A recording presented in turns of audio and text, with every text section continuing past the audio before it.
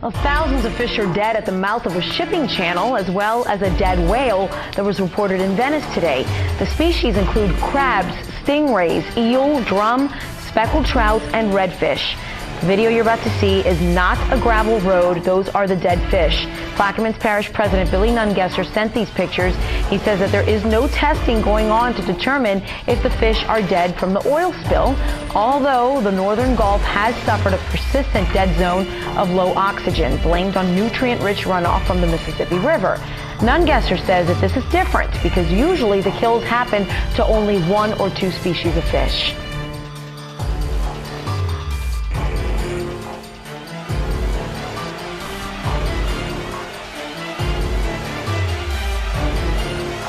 Could a strange substance found by a southwest Arkansas man be part of a government test?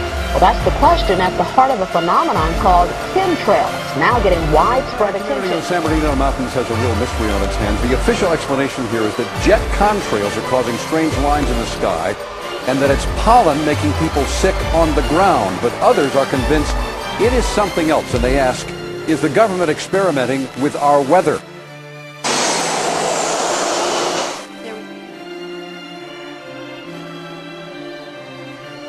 An interesting video out of Iran today. A former commander of the country's Revolutionary Guard says workers have dug a large number of graves in a desert there.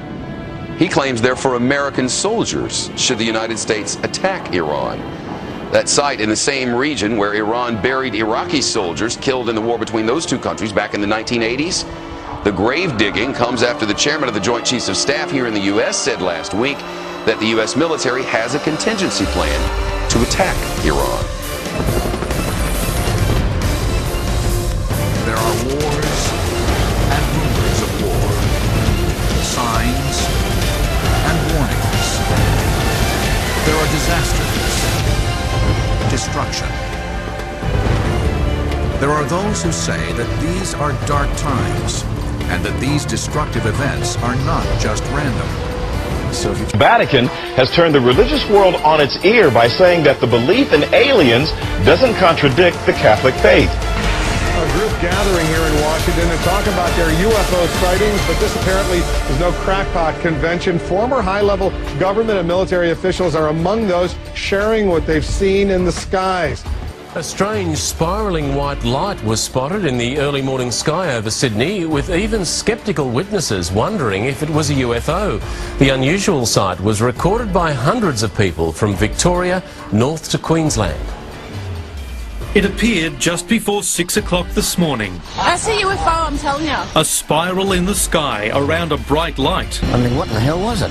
Malcolm Richardson saw it move from west to east, disappearing into the sunrise. It was actually rotating and throwing off a vapour, glowing vapour, in a spiral that was getting bigger. He was not alone. Early morning surfers, farmers, truckies grabbed their phone cameras, still cameras. And finally, are there giant spaceships heading towards the Earth? Well, it's a possibility, according to Pat Paranello, a paranormal investigator from New York. She writes, recent light has been shed on the reason that the SETI, or Search for Extraterrestrial Intelligence program, has been cancelled by the government. It seems that something was starting to happen. According to her sources, government black project ops have taken over some of the antennas and are now processing signals for the exclusive use of the United States Navy. She states the government seems to be highly upset that more than one very large object is fast approaching Earth.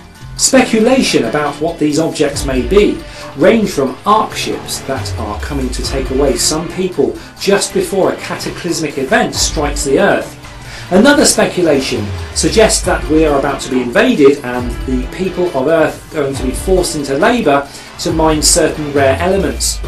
We may be plundered or saved. Either way, the near future is yet to unfold. At the present time, the objects are beyond the orbits of Pluto. It is expected that the objects are in the neighbourhood of 150 miles across by 30 to 50 miles wide. Not long ago, a Russian Mars probe photographed an object fitting this description just before it was destroyed for unknown reasons. Later, an American Mars probe was destroyed just before it reached that planet.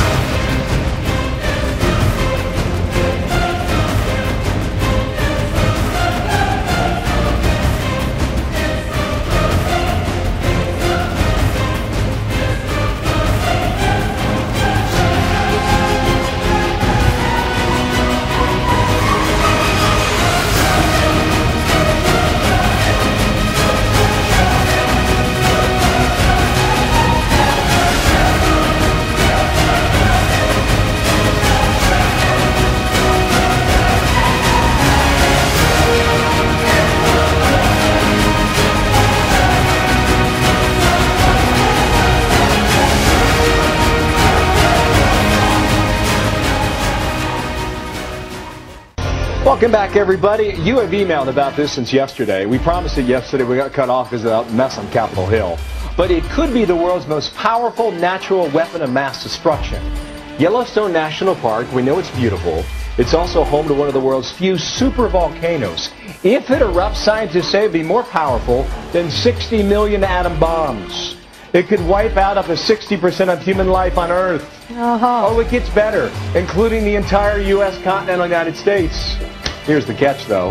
There have been 500 small earthquakes in Yellowstone since the 26th of December.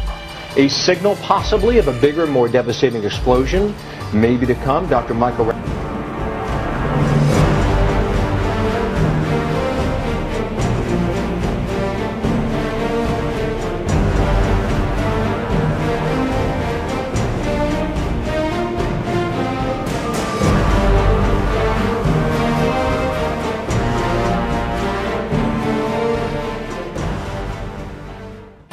The sun, it's the source of all life, and it could mean the end of life as we know it. NASA did a study, and its findings are now out.